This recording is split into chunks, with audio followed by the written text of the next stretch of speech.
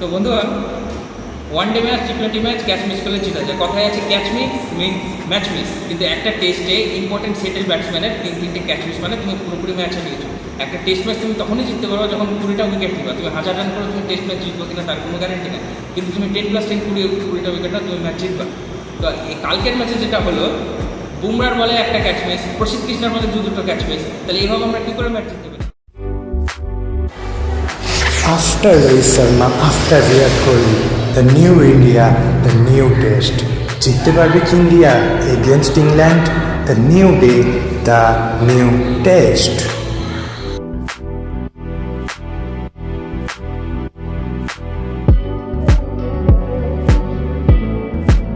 Welcome to the day 4 of the final Anderson Tendulkar Trophy 2025, England versus India, first dates at the Great Headingley.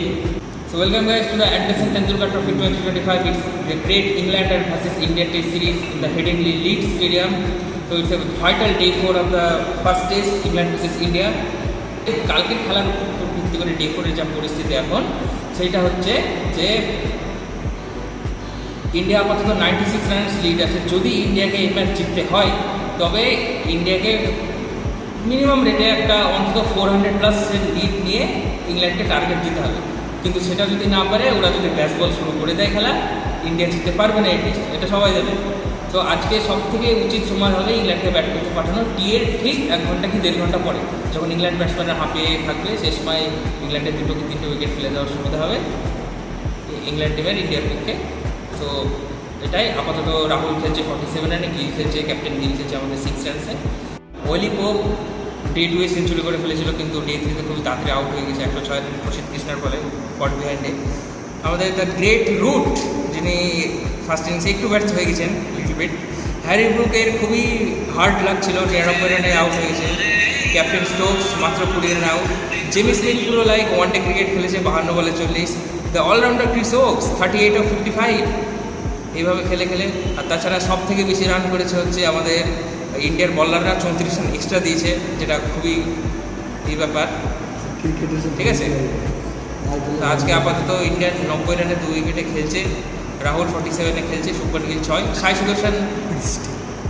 Sai Sudarshan 30 run করে out হয়ে গেছে। আবার rain interrupt হয়েছিল গতকাল ম্যাচে, তাই জন্য একটু খেলার ডিলে হয়েছে, খেলার একটু কন্ডিশনে একটু গড়বড় হয়েছে। তো এই টেস্টে আমরা সবাই দেখতে পাচ্ছি ইয়াং জেনারেশন, পুরো ফ্রেশ টিম, লুকিং ফ্রেশ। কিন্তু আমরা একজনকে সত্যি, এটা ঠিক ভারতের আজকের টেস্টে 4 নম্বরে এমআরএফ ব্যাট নিয়ে একজন নামছে, সেও ক্যাপ্টেন, একজন নামছে ঠিকই, কিন্তু but he is not he, you know he is not Virat Kohli. King is king. Virat কোহলিকে মানছি, বিরাট কোহলি রিসেন্ট বর্ডার গাভাস্কার পিজিটিতে খুবই বাজে পারফরমেন্স, কিন্তু at the end of the day king is king. Virat কোহলিকে সত্যি আমরা সবাই মিস করছি, রোহিত শর্মাকে মিস করছি না, এটা ঠিক কথা। রোহিত শর্মা টেস্টে খুব একটা স্ট্যাটস ভালো ছিল না। বিরাট কোহলিকে 4 নম্বর মিডল অর্ডারে সত্যিই মিস করছি। ও থাকলে হয়তো ওর ক্যাপ্টেন্সিতে যদি আমরা খেলতাম, Virat Kohli cover drive miss করছি। বিরাট কোহলির মেন যেটা মিস করার ব্যাপার সেটা হচ্ছে অ্যাগ্রেসিভ ক্যাপ্টেন্সি স্টাইল, যেটা গিল একদম পারছে না, যেটা বিদেশের মাটি থেকে বিদেশি ব্যাটসম্যানদেরকে আমরা সবাই আপ্লুতভাবে ওটা খুব মিস করছি। কিন্তু we have to move on. Virat Kohli has announced retirement. We have to move on. So Gill is our current captain, so we have to support him. So all the best Gill. So আমরা যতই বিরাটকে miss করি, আমি যেটা আগে বললাম আমাদেরকে move on করতে হবে। তো কিন্তু আমরা সবাই শুভমানকে সাপোর্ট করছি, যেহেতু শুভমান বিরাটের জন্যই, বিরাটকে দেখে ইন্সপিরেশন পেয়েছে।